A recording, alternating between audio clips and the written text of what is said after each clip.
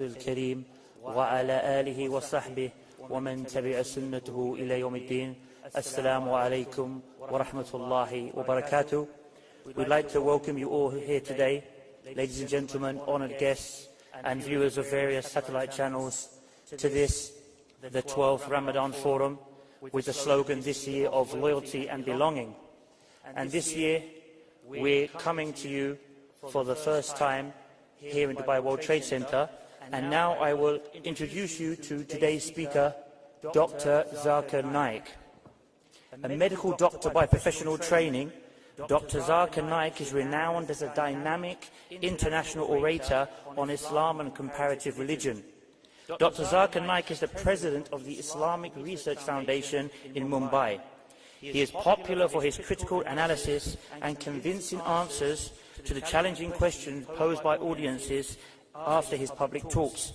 In the last 17 years, he has conducted over 2,000 public talks all over the world.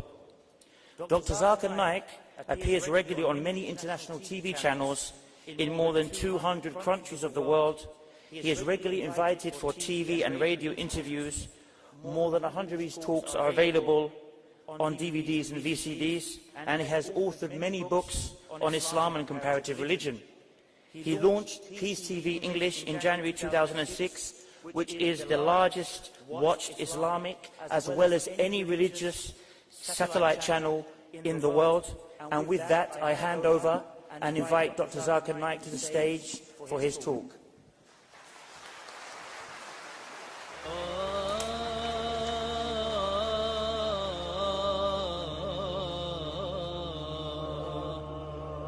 Under the patronage of His Highness Sheikh Ahmed bin Mohammed bin Rashid Al Maktoum, Chairman of the Mohammed bin Rashid Al Maktoum Foundation, the Department of Tourism and Commerce Marketing organizes the activities of the 12th Ramadan Forum from 3rd to 14th of Ramadan, 1434 Hijri, 12th to 23rd of July 2013 in Zabil Hall at the Dubai World Trade Center.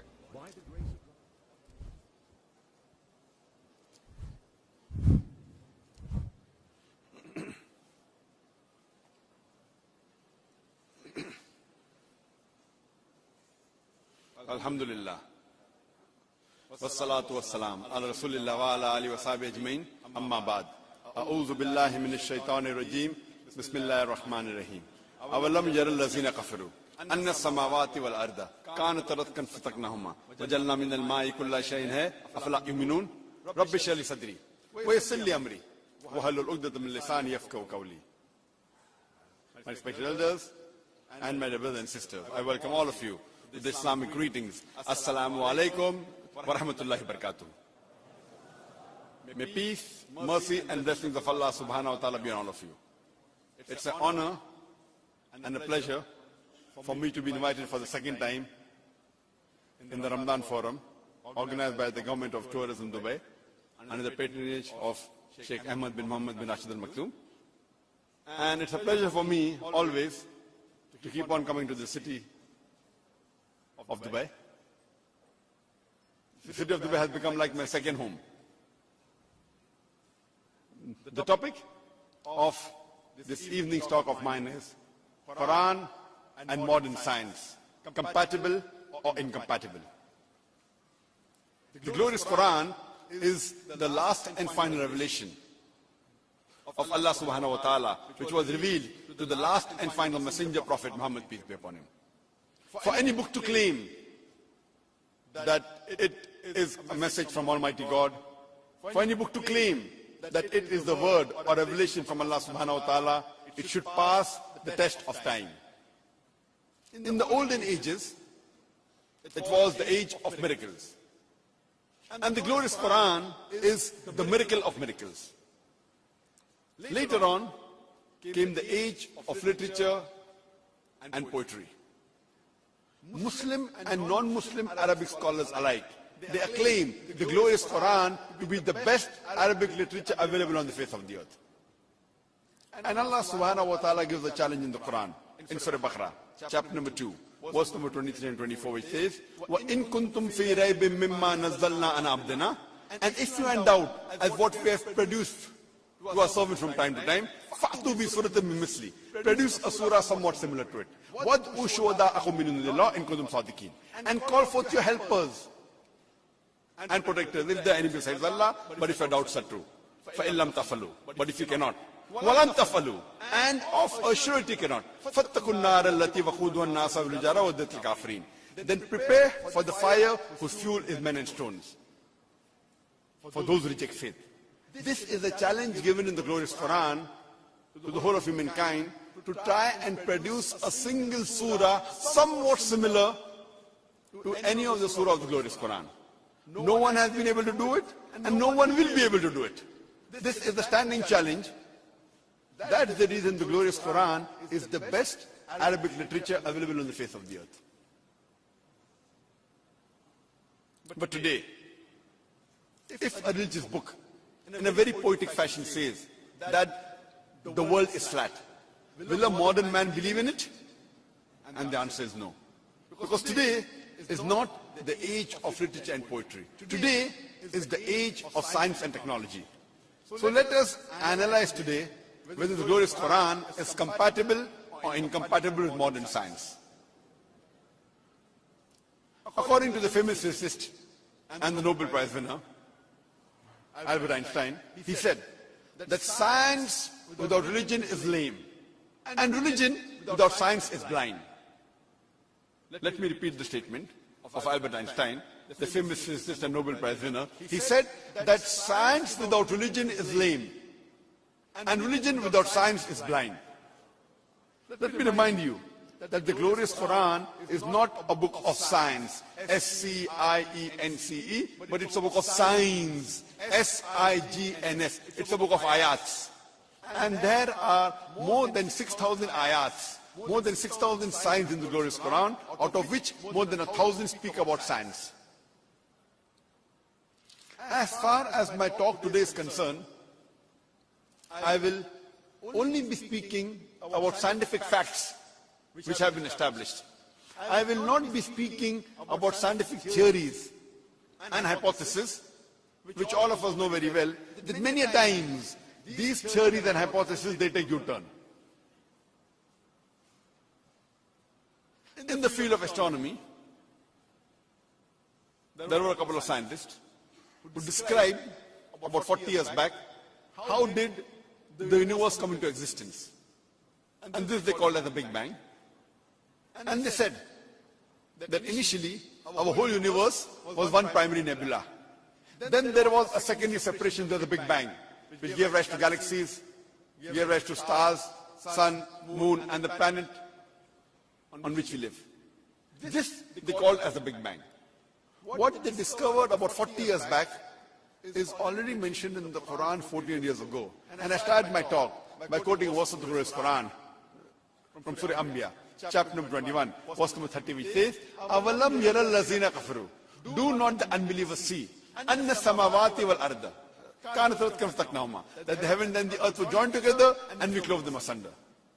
This Big Bang, what they came to know 40 years back about the creation of the universe, is already mentioned in the Quran 14 years ago. Previously, we human beings, we thought that the world was flat. It was in 1577 when Sir Francis Drake sailed around the earth that he proved that the earth was spherical. The Quran says in Surah Luqman, chapter number 31, verse number 29, "Alam tara anna Allaha yuliju layla fil nahari, yuliju nahara fil layli." It is Allah subhanahu wa ta'ala who merges the night into the day and merges the day into the night. This merging is a gradual and a slow process. The night gradually and slowly merges into the day, and the day gradually and slowly merges into night. This gradual change of night into day and day into night is only possible if the earth is spherical. If it was flat, it would have been a sudden change. Furthermore, the Quran says in Surah Az-Zumar, chapter number 39, verse number 5, that the day overlaps over the night and the night overlaps over the day. The Arabic word used here is kawara, which means to overlap, like how you overlap a turban onto the head. The same way the night overlaps onto the day and the day overlaps onto the night. This is only possible if the shape of the earth is spherical. Furthermore, the Quran says in Surah Naziyat, chapter number 79, verse number 30, وَالْأَرْضَ بَعْدَ ذَلِكَ دَحَاهَا. And thereafter, we have made the earth egg-shaped. The Arabic word dahaha, one of its meaning is an expanse, and the earth is an expanse. The other meaning is derived from the Arabic word duya, which means an egg. And we know today that the world is not completely round like a ball. It is geospherical in shape. It is starting from the pole and bulging from the center. And the Arabic word duya doesn't refer to a normal egg. It specifically refers to the egg of an ostrich. And if we analyze the shape of the egg of an ostrich, that too is geospherical in shape. Imagine, the glorious Quran describes the geospherical shape of the earth 1400 years back, which we came to know recently. Previously, we human beings, we thought that the light of the moon was its own light. It was recently, 200 years back, 300 years back, we came to know that the light of the moon is not its own light, but it's a reflected light of the sun. The Quran mentions in Surah Furqan, chapter number 25, verse number 61, blessed is he who has placed the constellation in the sky, who has made the constellation in the sky, and placed therein sun having its own light, and moon having a reflection of light. The Arabic word used for the sun in the glorious Quran is shams, and its light is always described as siraj, bahaj or diya, meaning a torch, blazing lamp or a shining glory. The Arabic word for moon is qamar. Its light is always described as munir or nur, meaning borrowed light or reflected light. Nowhere in the Quran is the moonlight described as siraj, bahaj or diya, meaning having its own light. It's always described as munir or nur, meaning borrowed light or reflection of light. And the same message is repeated in Surah Nuh, chapter number 71, verse number 15 and 16, that the light of the moon is its own light, and the light of the sun is borrowed light. Previously, since the time of Ptolemy, in 2nd century BC, the scientists, they believed in a theory known as geocentrism. And they thought that the earth was the center of the universe, and all the other planets and the sun, they revolve around the earth. It was in 17th century, in 1622, that Copernicus, he said that it is not the earth which is the center of the universe, it is the sun which is center of the solar system. And it is not the sun which revolves around the earth, it is the earth and the other planets which revolve around the sun. And later on in 1609, Johannes Kepler wrote in his book called Astronova Nova that not only do the planets revolve around the sun, but they also rotate about their own axis. And when I was in school, I had learned the same thing. But I had learned that the sun did not rotate about its own axis. The solar system revolved, but the sun did not rotate about its own axis, like the planets and the moon. But there's a verse in the Quran which I read when I was in school, in Surah Anbiya, chapter number 21, verse number 33, which says, هُوَ الَّذِي خَلَقَ اللَّيْلَ وَالنَّهَارَ. It's Allah who has created the night and the day. وَالشَّمْسَ وَالْقَمَرَ, the sun and the moon. كُلٌّ فِي فَلْكِ يَسْبَحُونَ, each one traveling in orbit with its own motion. So the Quran says that the sun and the moon, besides revolving, it also rotates about its own axis. The Arabic word used is yasbahun, derived from the Arabic word sabaha, which describes the motion of a moving body. When I use this Arabic word for a person on the floor, it will not mean he's rolling, it will mean he's running or walking. If I use this word for a person in water, it will not mean he is floating, it will mean he's swimming. Similarly, when the Quran uses this word, yasbahun, for a celestial body, it doesn't mean it's flying, it means it's rotating about its own axis. So the Quran says, besides the moon, even the sun revolves as well as rotates about their own axis. And today, with the help of an equipment, we can have the image of the sun on a tabletop, and we see that the sun has got black spots. And these black spots take about 25 days to complete one rotation, indicating that the sun takes 25 days to complete one rotation. And now, this fact has been incorporated in all the books of the school, all the science textbooks. Imagine, in 1982, when I passed my 10th standard, I had learned that the sun did not rotate about its own axis, and Quran mentions 1400 years back that the sun rotates, and now this fact is mentioned in all the textbooks of the school. The Quran says in Surah Anbiya, chapter number 21, verse number 32, that we have made the sky as a protected ceiling. Today science tells us that the atmosphere that is there above the earth, it acts like a protected ceiling, and it prevents the harmful rays and radiation like X-rays and ultraviolet rays from entering the earth, without which life to exist on the earth would have been difficult. So Quran says we have made the sky as a protected ceiling. The Quran says in Surah Yasin, chapter number 36, verse number 34, وَالشَّمْسَ تَجْرِي لِاسْتَقَرٍّ لَهَا وَالشَّمْسِ تَجْرِي لِاسْتَقَرٍّ لَهَا, that the sun is running its course to a place determined, for a period determined. The Arabic word used is mustaqar, meaning to a place determined, for a period determined. And today science tells us that the sunlight we have is due to a chemical reaction which is taking place since billions of years. And one day, this chemical reaction will cease, and the sun will cease to exist, and so will life on the face of the earth. The scientists say that will take another billion years more. And today the science also tells us that the sun, along with the solar system, is going towards a point in the universe known as Alpha Lyra, point in the Hercules, at a speed of 12 miles per second. So the translation of the Arabic word mustaqar, for a period determined, to a place determined. It's going to a place determined, and it's also running for a period. So both these meanings are applicable, what science has discovered today.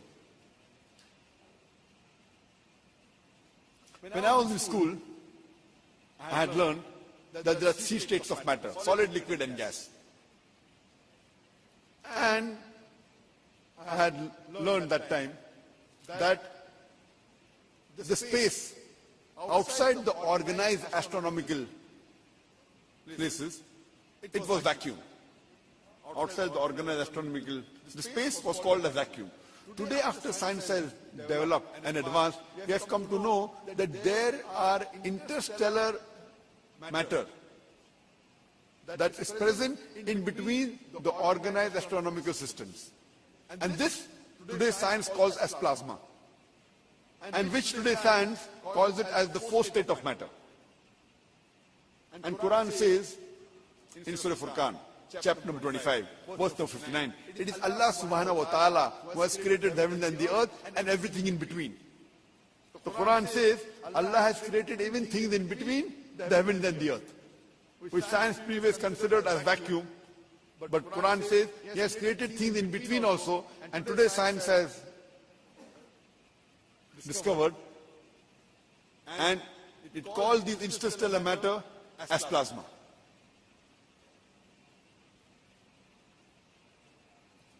It was in the 20th century that Edwin Hubble, he discovered that the universe is expanding. It's receding. And the universe is keeping on enlarging and expanding.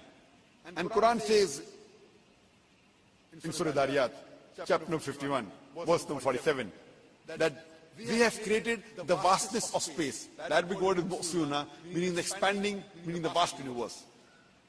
So Quran says that the universe is expanding, which we came to know just recently. There may be many skeptics who will say it's nothing great that the Quran speaks about astronomy, because the Arabs were advanced in the field of astronomy. I do agree with them that the Arabs were advanced in the field of astronomy, but I like to remind them, it was centuries after the Quran was revealed that the Arabs become advanced in the field of astronomy. So it's from the Quran that the Arabs learn about astronomy and not the vice versa.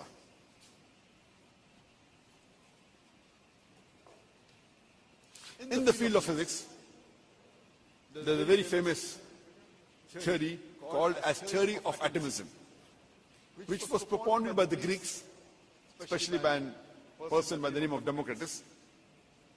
And this theory says that atom is the smallest part of matter. And this was known to the world and believed by the world. The atom is the smallest part of matter which cannot be divided further. And even the Arabs believed in this. And the Arabic word used for atom is zarra. But today, after science has advanced, we have come to know that though atom is the smallest particle of matter, having the characteristics of the element, it too can be divided into electrons, into protons. The Quran speaks about zarra, about the atom, and it says it is a smallest part. So people may think that the Quran is outdated after science advanced. In fact, if you read the Quran, it's mentioned in Surah Sabah, chapter number 34, verse number 3, that when they ask, that when will the hour come? Tell them, it will surely come with the permission of thy Lord, who has in his knowledge the smallest detail of an atom, and in whose record is propitious things smaller and greater than the atom. So Quran says that in Allah's knowledge is detail of the smallest part like an atom, and in his record is clear things lesser and greater than the atom. So Quran says there are things which are lesser and greater than the atom, which we came to know recently. And the same message repeated in Surah Yunus, chapter number 10, verse number 61, that in Allah's record is propitious, clear, things smaller and greater than the atom. So the Quran is not outdated, the Quran is up to date, alhamdulillah.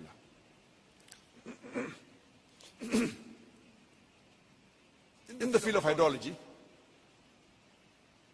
we learned in school about the water cycle. What we learned in the school water cycle was first described by Sir Bernard Palissy in the year 1580. And what we learned in school, that the water evaporates from the ocean, it rises, it forms into clouds, it moves into the interior, it falls down as rain, and then it forms lakes and streams which flow back into the ocean, and water cycle is complete. Previously, we did not know about the water cycle. It was only described the first time in 1580.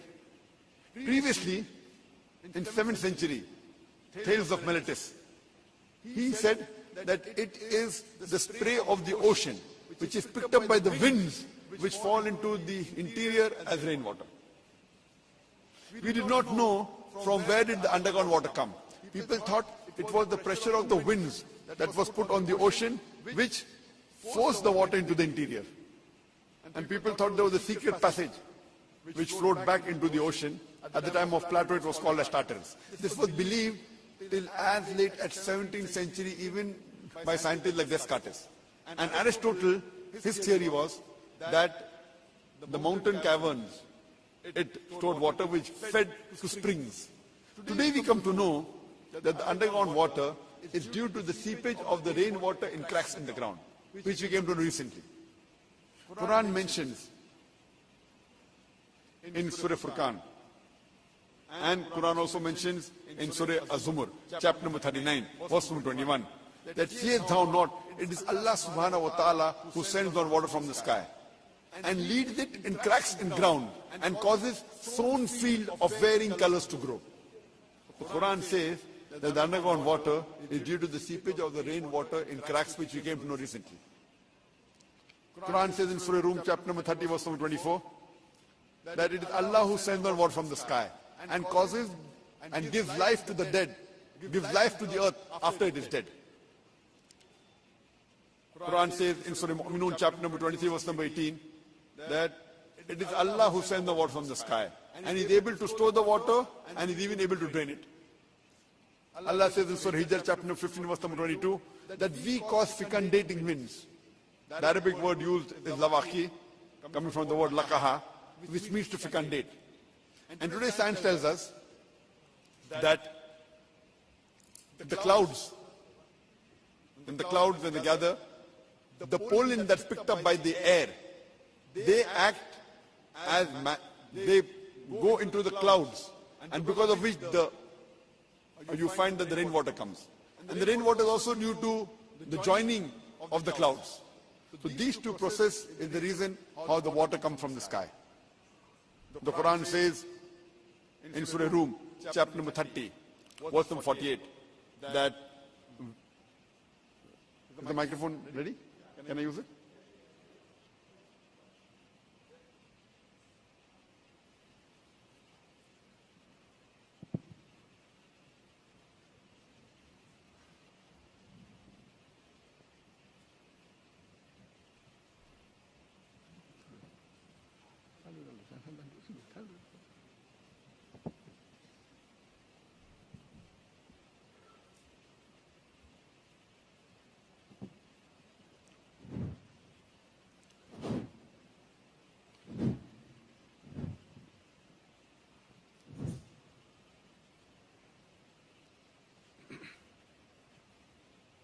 The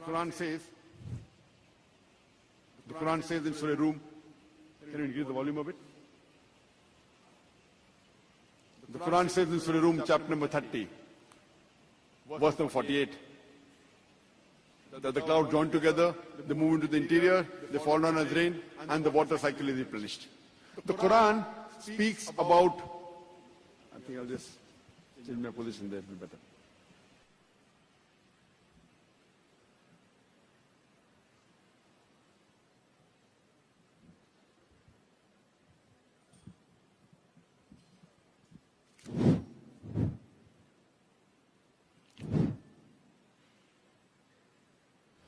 The Quran speaks about the water cycle in great detail in several places.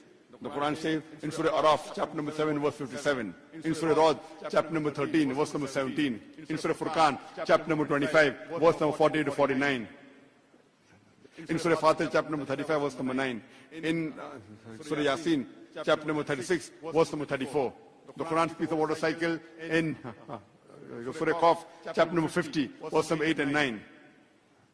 In Surah Waqia, chapter number 56, verse number 67 to 70. The Quran speaks of water cycle in Surah Mulk, chapter number 67, verse number 30. In Surah Tariq, chapter number 3, verse number 11. In several places, the Quran speaks about the water cycle in great detail.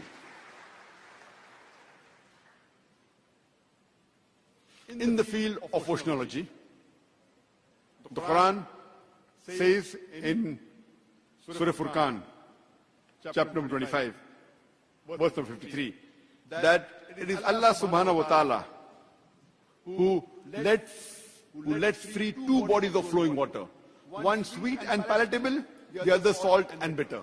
Though they meet and mix, there is a barrier which is forbidden to be trespassed.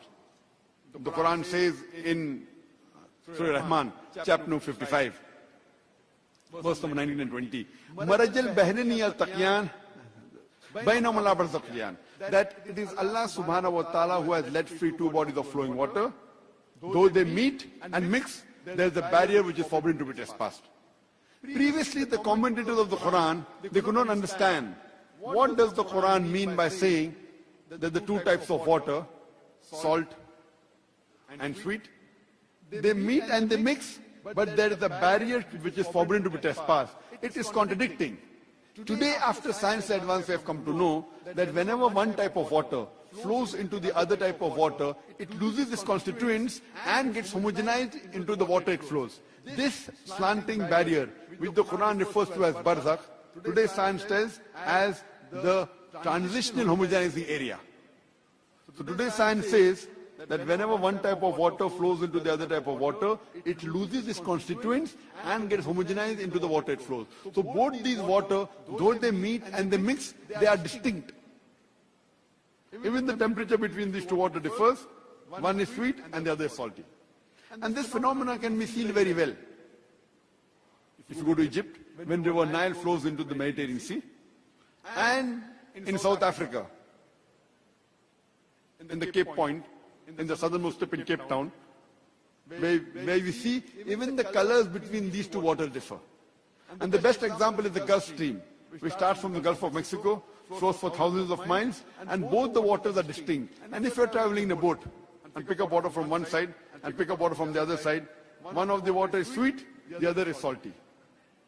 Even the temperature between these two waters differ.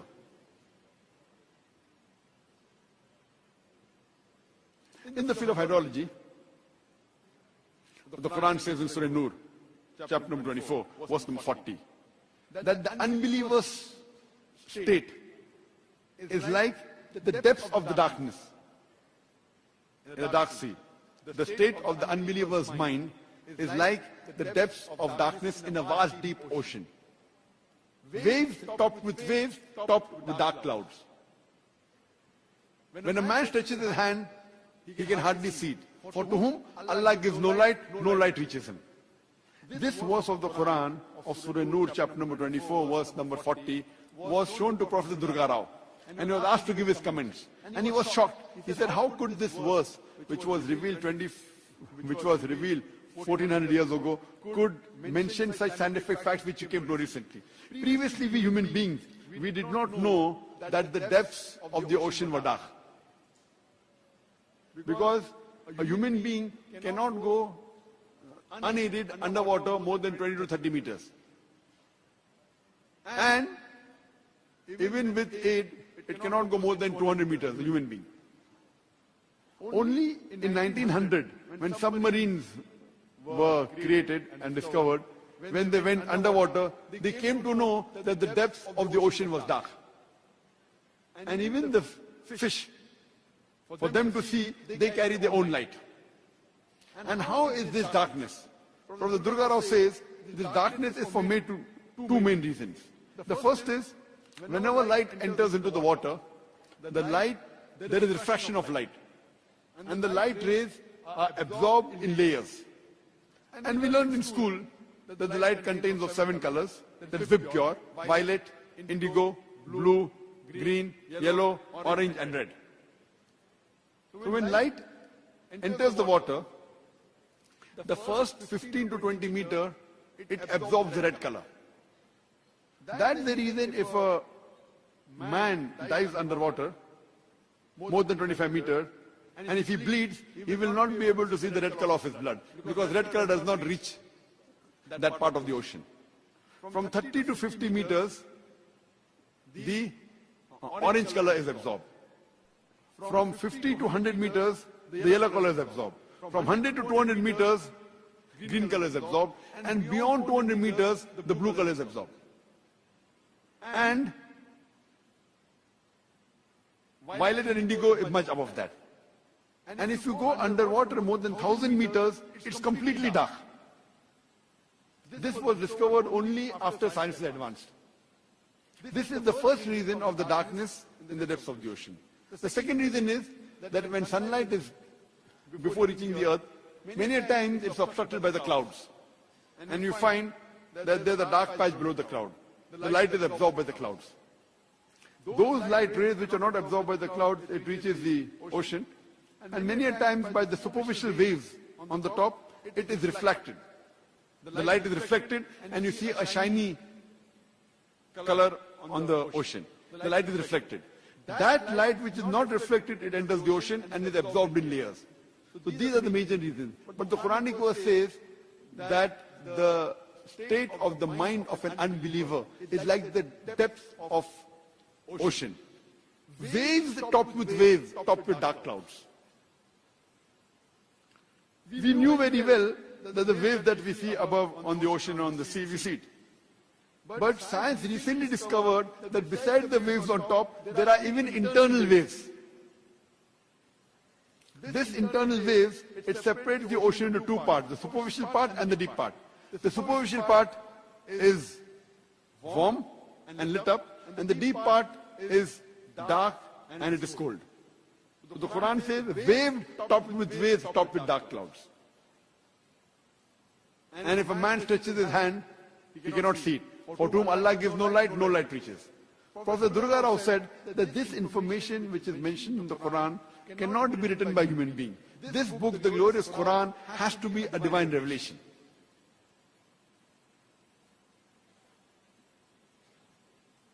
In the field of geology, the scientists they tell us that the radius of the earth is approximately 3,750 miles. And the deeper layer, it is hot and fluid and cannot sustain life. And the superficial layer on the earth crust on which we live is about 1 to 30 miles in thickness. It is due to the folding phenomena which gives rise to mountain ranges, which gives stability to the earth. It is due to the folding phenomena which gives rise to mountain ranges due to which the earth is stable. The Quran says in Surah Naba, chapter number 78, verse number 6 and 7, it says that we have made the earth as an expanse. Well, Jibala Autada, and the mountains as stakes. The Arabic word used for mountains is autad, meaning stakes, meaning tent pegs. How when you put a tent peg into the ground, the major portion goes underground and the head remains on top. Similarly, the Quran describes the mountains as stakes, as tent pegs. The mountain that we see above the superficial part of the earth is a very small portion. What we see inside underground, the roots of the mountain are much more deeper than what we see on top. Like when we see an iceberg in the ocean, the top part that we see above the water is a small percentage. The major portion is below in the water. Similarly, the mountains, what we see on top is a small portion. The mountain has got deep roots. And this gives stability to the earth. As the Quran says in Surah Anbiya, chapter number 21, verse number 31, that we have placed on the mountains, we have placed on the earth, mountains standing firm, lest it would shake with you. So Quran describes the function of the mountain as to prevent the earth from shaking. One of the most famous books in the subject of geology is The Earth. And this book is referred by most of the universities in the subject of geology. And one of its authors, his name is Frank Press, Dr. Frank Press, who was the president of the Academy of Sciences of USA previously. He was also the science advisor to the ex-president of USA, Jimmy Carter. He draws in this book, The Earth, the mountains, and he shows that the mountain has got deep roots, like wedges. And he writes in this book that the function of the mountain is to prevent the earth from shaking. Exactly what the Quran says 1400 years ago.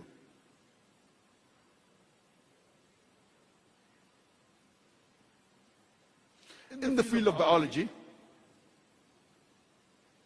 the Quran says in Surah Anbiya, chapter number 21, verse number 30, وَجَعَلْنَا مِنَ الْمَاءِ كُلَّ شَيْءٍ أَفَلَا يُؤْمِنُونَ. We have created everything from water. We have created every living thing from water. Will you not then believe? Imagine in the deserts of Arabia, 1400 years back, the Quran says every living thing is made of water. Who would have believed in it? Today, after science advance, we have come to know that every living creature is made up of cells. And the basic unit of cell is cytoplasm, which contains 80% water. Today, science tells us that every living creature has 50 to 90% water. What we came to know recently, Quran mentioned 14 years ago, that He has created every living thing from water. The Quran says in Surah Nur, chapter number 24, verse 45, that we have created every animal from water. Quran says in Surah Furqan, chapter number 25, verse 54, we have created every human being from water.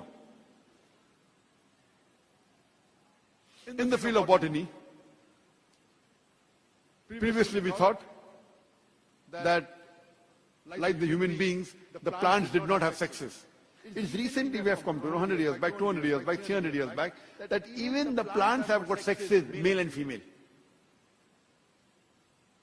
Quran says in Surah Taha, chapter number 20, verse 53, it is Allah subhanahu wa ta'ala who sends down water from the sky. And from it, He brings forth various plants in pairs, each separate from the other. The Quran says that the plants are created in pairs, azwaj, male and female. Today, science after advance, we have come to know that even the plants have got sexes, male and female, which we learn in school. Quran says in Surah Ra'd, chapter number 13, verse number 3, we have created every kind of fruit in pairs, twos and twos. The Quran says in Surah Dariyat, chapter number 51, verse number 49, that we have created every living thing. We have created everything in pairs. We have created everything in pairs. For example, even electricity. Today science tells us it has got pairs, negative and positively charged ions. The protons and the electrons. Quran says in Surah Yasin, chapter 36, verse number 36, Allah subhanahu wa ta'ala has created everything what the earth produces in pairs. Also its humankind in pairs. And things which the human beings don't know, even that in pairs. So the Quran says, not only Allah has created everything what the earth produces in pairs, and the human beings in pairs, He has even created everything what the human being doesn't know in pairs. So science hasn't advanced that far to acknowledge everything has been created in pairs. But the Quran says, even what the human beings don't know, Allah has created in pairs. In the subject of zoology, the Quran says in Surah Anam, chapter number 6, verse number 38, it is Allah subhanahu wa ta'ala who has created every animal that lives on the earth and every bird that flies in the air to live in communities like the human beings. Today science tells us that the animals and birds, they live in communities like the human beings. Quran says in Surah Nahl, chapter number 16, verse number 68 and 69, that the Lord has taught the bee to build its cells in hills, in trees, and in human habitations, and to find the spacious path of thy Lord with great skill. What does the Quran mean by saying that Almighty Allah subhanahu wa ta'ala has taught the bee to find the spacious path of thy Lord with great skill? Today, after science advance, we have come to know that whenever a bee finds a new flower or a new garden, it goes and tells its fellow bee the exact direction of the new flower or the new garden by a process known as bee dance. And Safwan Fresh, in 1973, he got a Nobel Prize for describing the behavior of the bee, which the Quran mentioned 1400 years ago.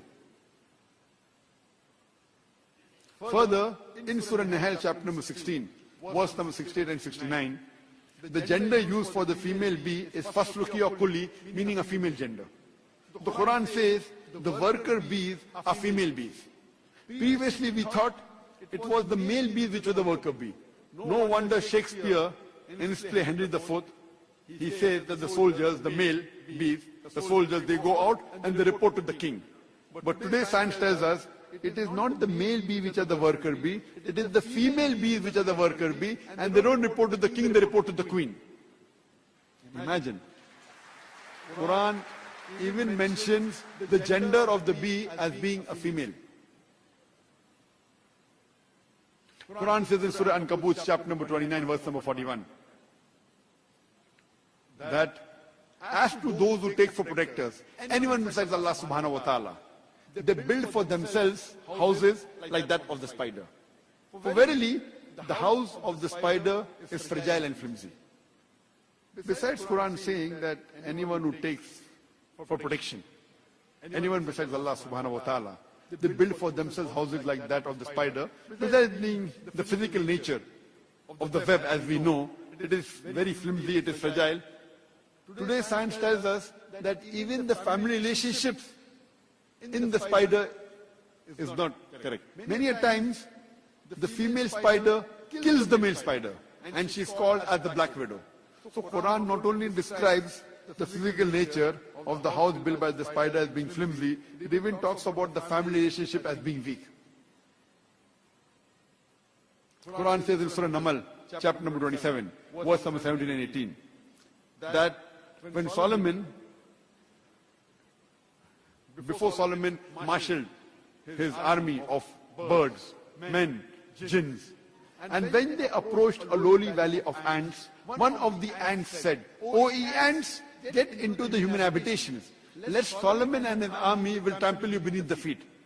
People may think, what kind of a fairy tale book is the Quran? The ants, they're talking among themselves? It sounds like a fairy tale book. Today, after science advance, we have come to know that the animal or insect which has the closest resemblance to the lifestyle of the human being, it is the ant. The ant buries the dead the same way as the human beings do. They have a sophisticated method of labor in which they have a manager, they have a foreman, they have a supervisor, they have workers. They very often meet and they chat. They have a sophisticated method of communication. The ants even have marketplaces where they exchange goods. You know how we have souk, marketplace? So even the ants have got marketplaces the same way as human beings where they exchange goods. And if the grain they are storing, if it gets wet, the ant gets it into the sunlight to dry as though it knew that humidity will cause rotting of the grain. And if the grain begins to bud, they chop off the bud as though they knew that budding will cause rotting of the grain. In the field of medicine, the Quran says in Surah Nahl, chapter number 16, verse number 69, that from the belly of the bee, you get a drink of varying colors in which there is healing for humankind. Previously, we did not know that the honey we get is derived from the belly of the bee. We came to know 300 years back that the honey is from the belly of the bee. And today science tells us that there are mild antiseptic properties in the honey.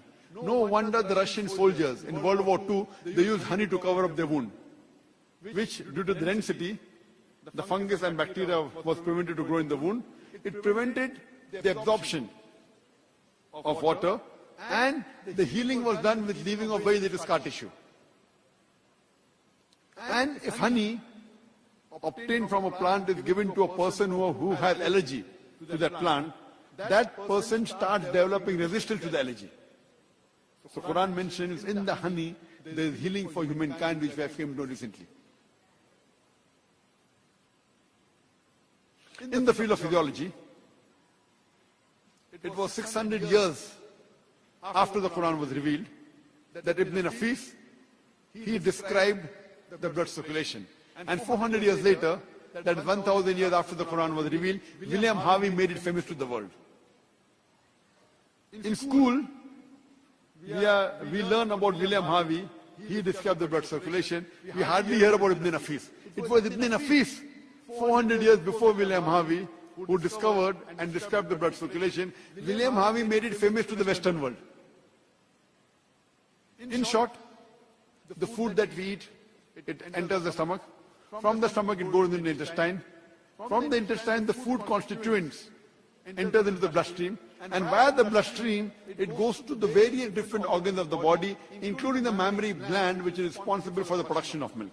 The Quran mentions the blood circulation and the production of milk in a nutshell. The Quran says in Surah Nahl, chapter number 16, verse number 66, verily in the cattle is a lesson for you. We give you to drink from what is within the body, coming from a conjunction between the constituents of intestine and blood, milk which is pure for you to have. The same message is repeated in Surah Mu'minun, chapter number 23, verse number 21.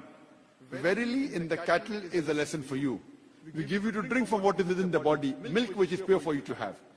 And in the cattle there are various benefits, and all the meat you can eat. So Quran describes in a nutshell the blood circulation and the production of milk, which you came to know recently.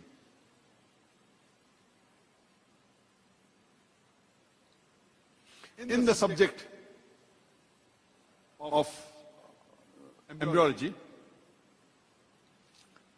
there were a group of scientists who collected all the data that was given in the Quran and the Hadith dealing with embryology, and they followed the verse of the Quran of Surah Nahl chapter 16 verse 43 and Surah Anbiya chapter number 21 verse number 107, which says, "Fasalu ahli zikri in kuntum la ta'lamun." If you don't know, ask the person who is an expert. So they collected all the matter given in the Quran and the Hadith dealing with embryology, and they presented it to Professor Keith Moore, who was one of the highest authority at that time. This took place about 30 years back in 1980s. And they presented Professor Keith Moore, who at that time was the highest authority in the subject of embryology. Embryology is the study of the development of the human being in the womb of the mother.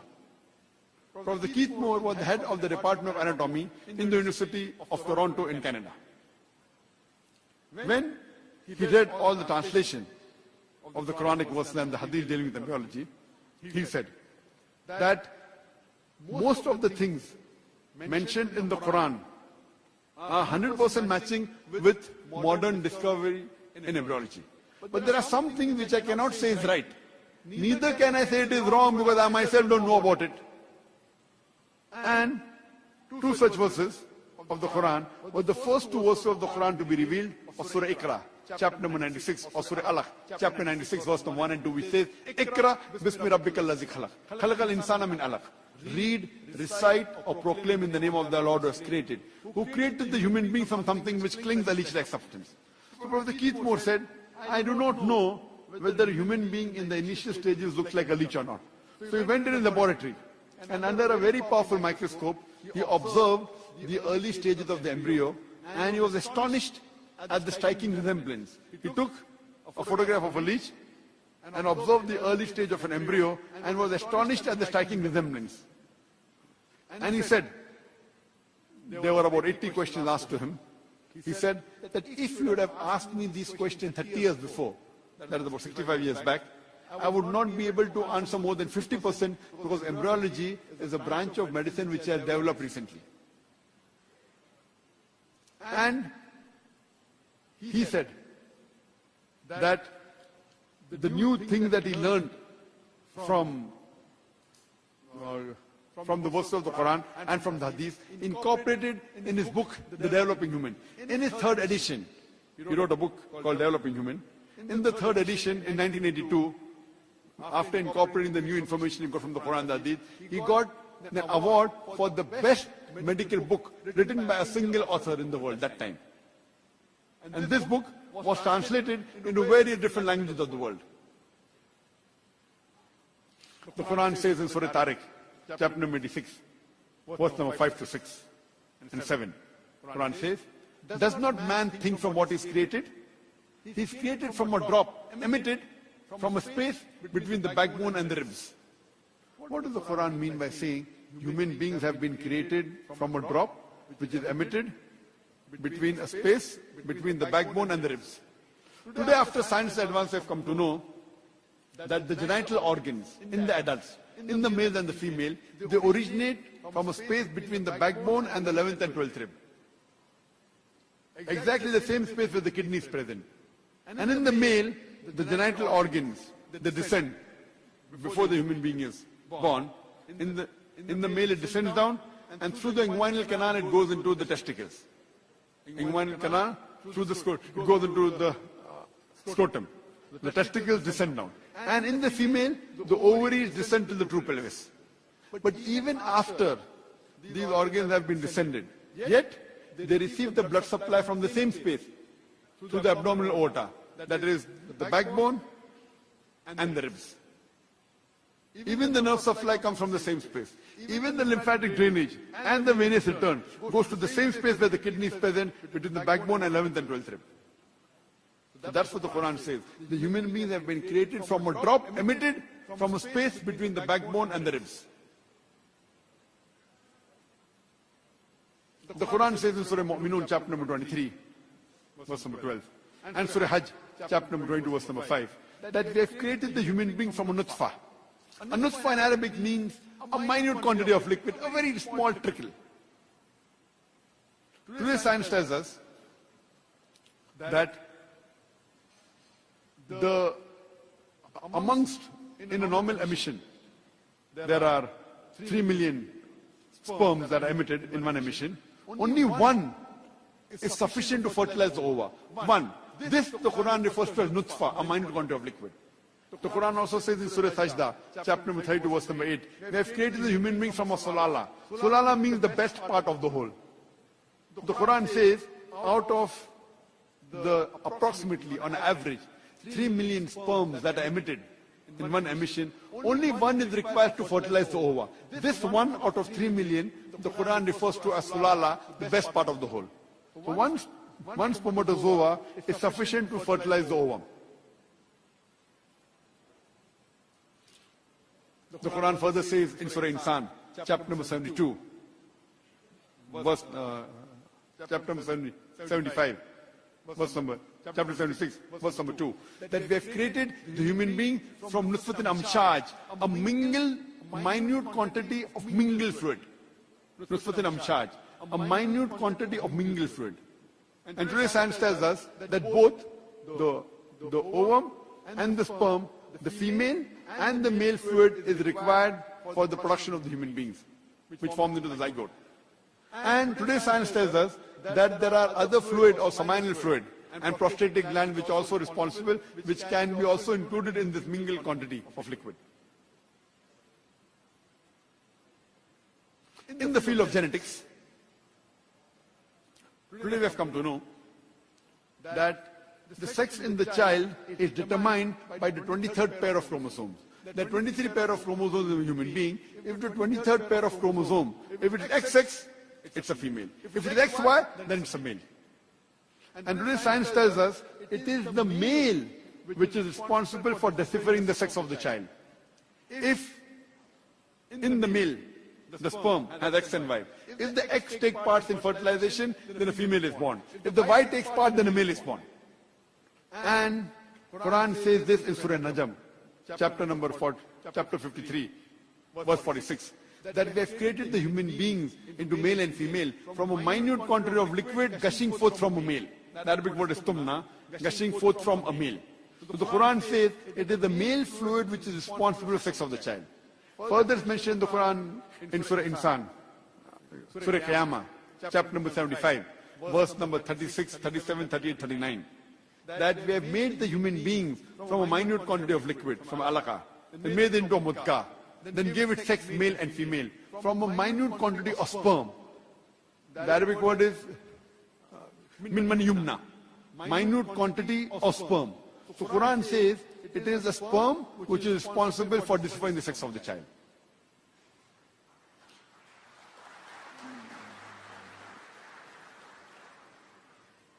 In the country where I come from, India, people normally prefer having daughters rather than sons, for reasons best known to them. And if suppose a lady gives birth to a daughter, very often the mother-in-law will blame the daughter-in-law. Why did you give birth to a daughter? Whether it's male or a female, it's the hands of Allah subhanahu wa ta'ala.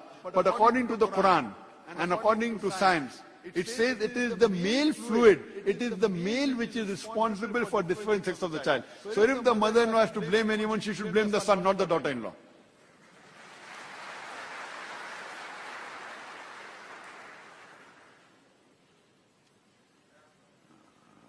The Quran says in Surah Az-Zumar, chapter number 39, verse number 6, that we have created the human beings in stages, in the womb of the mother, in 3 ways of darkness.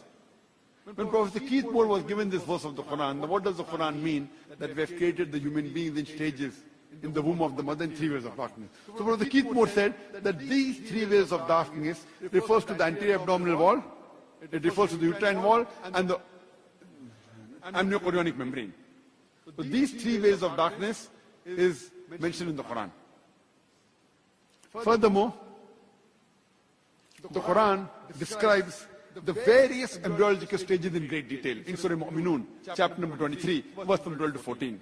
The Quran says, we have created the human being from a minute quantity of clay. And we placed him in a minute quantity of liquid, nutfa. We placed this nutfa into a qarar makin, a place of security. Then we made the nutfa into alaqa, a leech-like substance. Then we made the nutfa into mudga, a chewed-like lump. Then we made the mudga into izama, that is bone. Then we clothed the bones with flesh, lahem.